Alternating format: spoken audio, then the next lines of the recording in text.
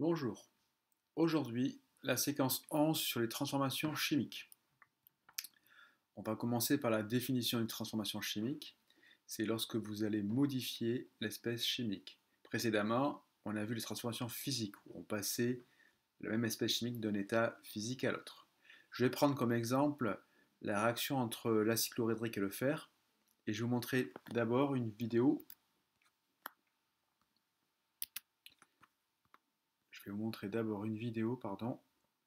Sur l'action de l'acide chlorhydrique sur différents métaux, du cuivre,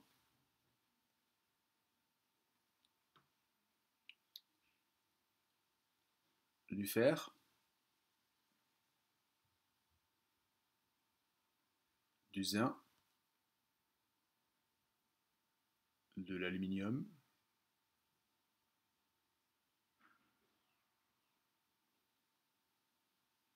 alors vous constatez une effervescence au niveau du fer, du zinc et de l'aluminium, ce qui n'est pas le cas pour le cuivre, pour l'or et l'argent. Donc dans le cas du fer, eh bien, l'acide chlorhydrique va se transformer en un gaz qui s'appelle le dihydrogène.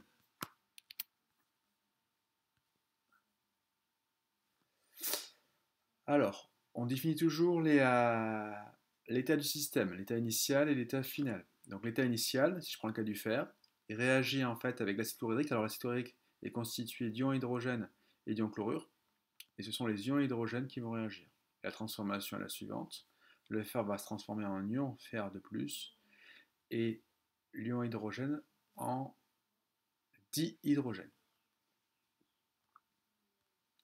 Alors, les réactifs sont les espèces consommées. Donc là, on a consommé du fer et l'ion hydrogène contenu dans l'acide chlorhydrique. Les produits sont donc les espèces nouvelles qui vont se former. Donc, l'ion fer de plus. Et dans la vidéo, si vous l'avez vu, l'effervescence, c'est un gaz qui s'appelle du dihydrogène. Donc, ce sont les produits. Et vous constatez qu'il y a des espèces chimiques qui ne se transforment pas. C'est ce qu'on appelle les espèces spectatrices. D'accord. Voilà. Donc, il n'y a pas de modification entre l'état initial et l'état final. On va écrire ceci sous forme d'équation. Donc, une équation de réaction devra traduire la conservation des éléments ainsi que la conservation de la charge entre les réactifs et les produits. Donc, on écrira uniquement les réactifs et les produits. On ne s'intéressera pas aux espèces spectatrices. Donc, si je prends le cas de l'action du fer sur l'acide chlorhydrique, eh bien, le fer réagit avec l'ion hydrogène pour se transformer en ion fer et en dihydrogène. C'est un gaz. Donc pensez à mettre l'état à chaque fois, l'état physique des différentes espèces. Donc S c'est pour solide, AC c'est pour aqueux, puisque c'est en solution aqueuse pour les ions, et G c'est pour gaz, puisqu'on a un gaz qui est produit. On va voir si on a conservation des éléments chimiques et des charges électriques. Pour cela, voici un tableau. Donc je recense ici le nombre d'éléments fer. Donc j'en ai un ici, un fer du côté des réactifs, j'ai un fer du côté des produits. Alors ce qui change, c'est que là il est sous forme d'atome et là sous forme d'ion, mais c'est le même élément, l'élément fer. Passons à l'élément hydrogène. Alors j'en ai un ici du côté des réactifs et j'en ai deux du côté des produits, puisque c'est du dihydrogène. Il y a deux hydrogènes. Voilà, il y a déjà un souci là, puisqu'on n'a pas la conservation des éléments chimiques. Et si je continue avec les charges électriques, donc du côté des réactifs, on voit qu'il y a l'espèce chargée, c'est ici, c'est l'ion hydrogène, il y a une charge positive. Et du côté des produits, l'espèce chargée, c'est l'ion fer, il y a deux charges positives. Donc on doit retrouver de part et d'autre de ces colonnes exactement le même nombre d'éléments et le même nombre de charges. Donc là, je vais devoir modifier ici, par exemple, rajouter un autre ion hydrogène. Ça voudrait dire que le fer réagit avec deux ions hydrogène. Dans ce cas-là, ici, j'aurai deux éléments à hydrogène et j'aurai cette fois-ci deux charges positives. Donc là, vous voyez, on a le même nombre ici d'éléments de part et d'autre et on a le même nombre de charges. Donc la réaction est équilibrée. D'ailleurs, ces nombres-là, on les appelle les nombres stoichiométriques. Alors là, je vous ai mis en rouge le 2, mais ici, devant le fer, voilà, on pourrait mettre le nombre 1, idem ici pour lui en faire 2 et pour le dihydrogène. Mais lorsqu'on a un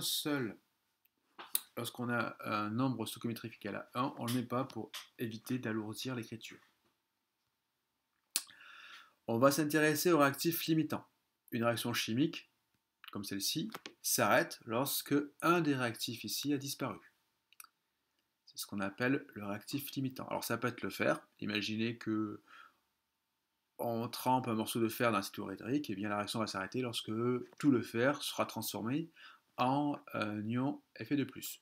Ça peut être l'inverse aussi, comme dans la vidéo, on verse un peu d'acide chlorhydrique, donc les ions hydrogène réagissent avec le fer, et tant qu'il y a des ions hydrogène, il y a une réaction. On peut avoir également le cas où les deux réactifs sont entièrement consommés. Dans ce cas-là, on parlera de mélange stoichiométrique.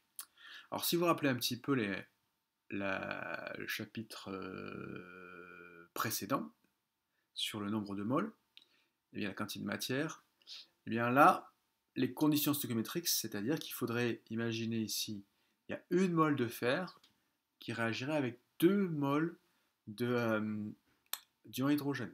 Donc il faut 2 fois plus d'ion hydrogène que de fer pour que ça soit dans les conditions stoichiométriques. Donc là, pour qu'on ait un mélange stoichiométrique, il faudrait que le nombre de moles de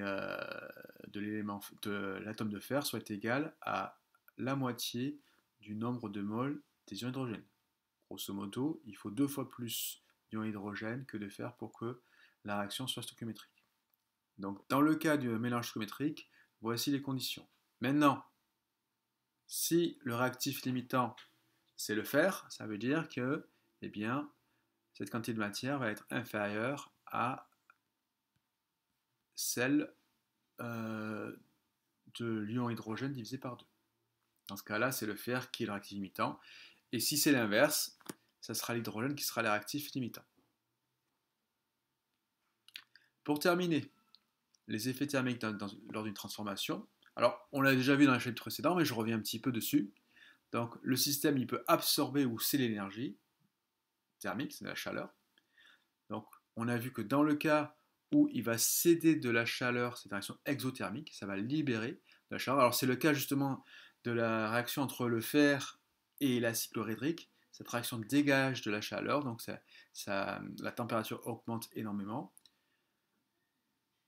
Sinon, on a aussi une réaction endothermique lorsque ça absorbe la chaleur. Un exemple, c'est lorsque vous allez dissoudre un sel dans de l'eau, eh bien, on va avoir une absorption de la chaleur. Voilà pour aujourd'hui. Allez, bon courage à tous.